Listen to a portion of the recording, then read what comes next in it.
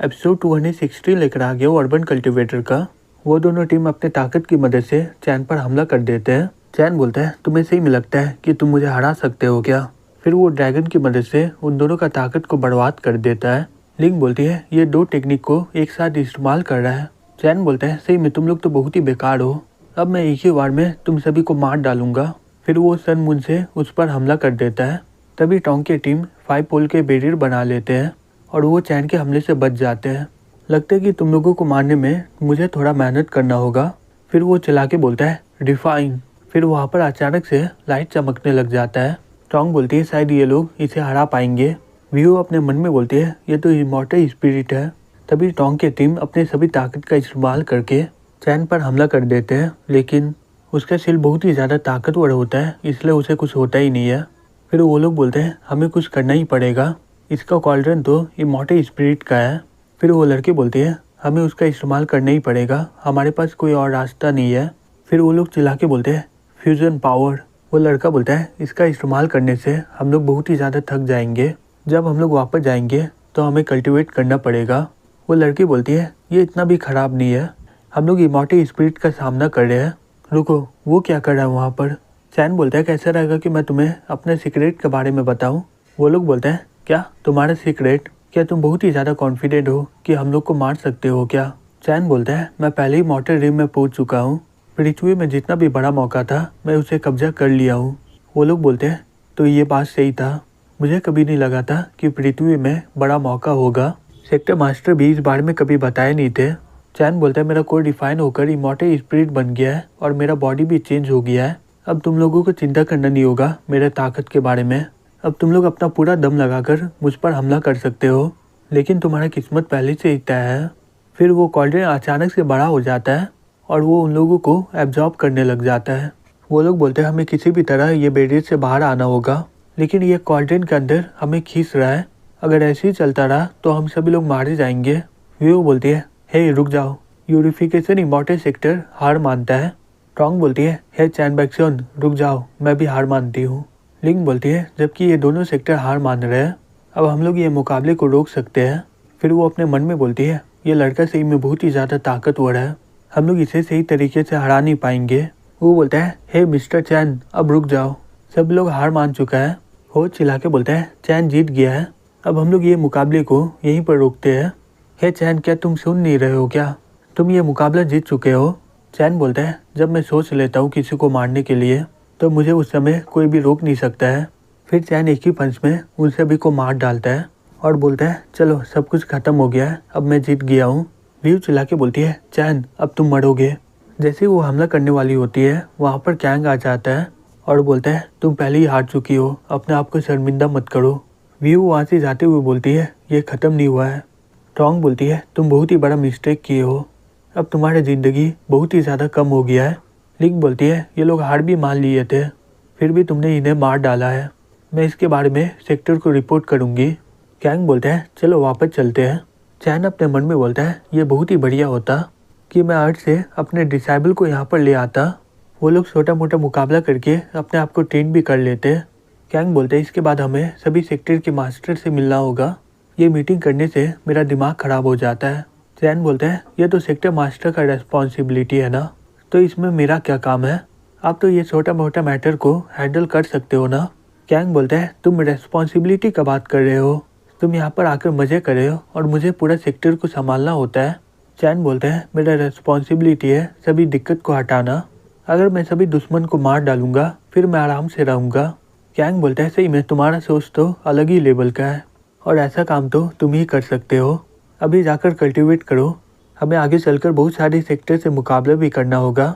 चैन खुद को रिकवर करने के लिए कुछ दिन कल्टीवेट कर रहा होता है, तभी अचानक से वहाँ पर बहुत ही बड़ा धमाका हो जाता है।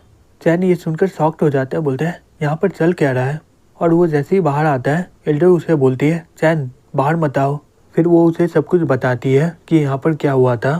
चैन बोलता है क्या जैनू सेक्टर पर हमला हो गया जब मैं यहाँ पर कल्टीवेट कर रहा था।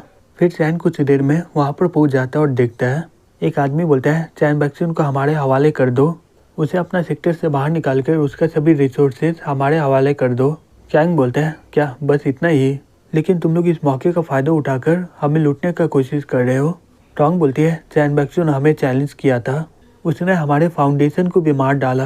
कैंग बोलता है चैन ने इस बारे में बताया था मुझे, वो तुम्हारे ऊपर एक वजह से हमला किया था, तुम लोग कमजोर कल्टीवेटर को पकड़ के उनसे काम करवा रहे हो। व्यू बोलती है फिर इसका क्या रीजन था, वो हमारे पिलर को क्यों मार डाला, हम लोग हार भी मान लिए थे फिर भी वो उन सभी को मार डाला।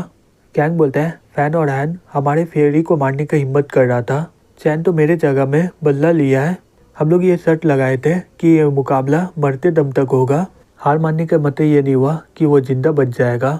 लिंग बोलती है लेकिन वो।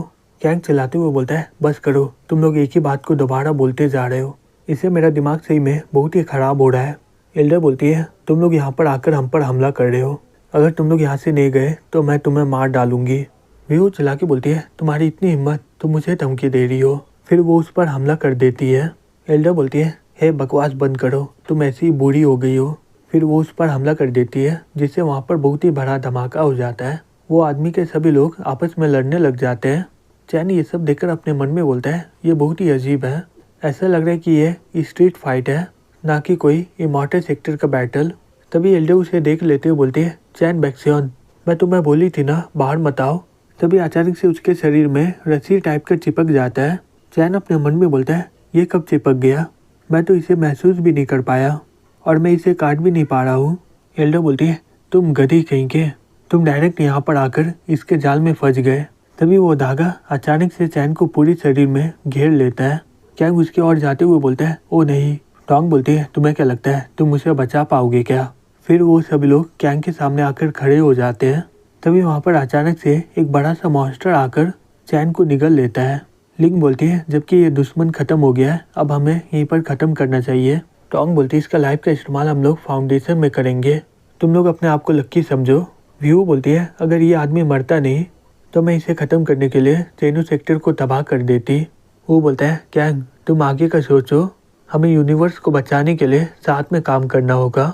तभी एक लड़का बोलता है हमारा जो काम था यहाँ पर खत्म हो गया है, चलो वापस चलते हैं। फिर वो सब लोग वहाँ से निकल जाते हैं।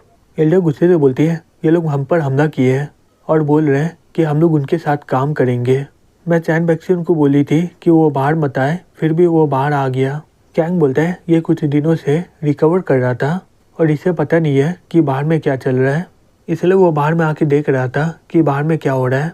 चिंता करने की ज़रूरत नहीं है, ये अजीब सा फॉर्मेशन उसे कभी मार नहीं सकता है क्योंकि उसे डेट का एक्सपीरियंस है और वो जानता है कि इससे बाहर कैसे निकले।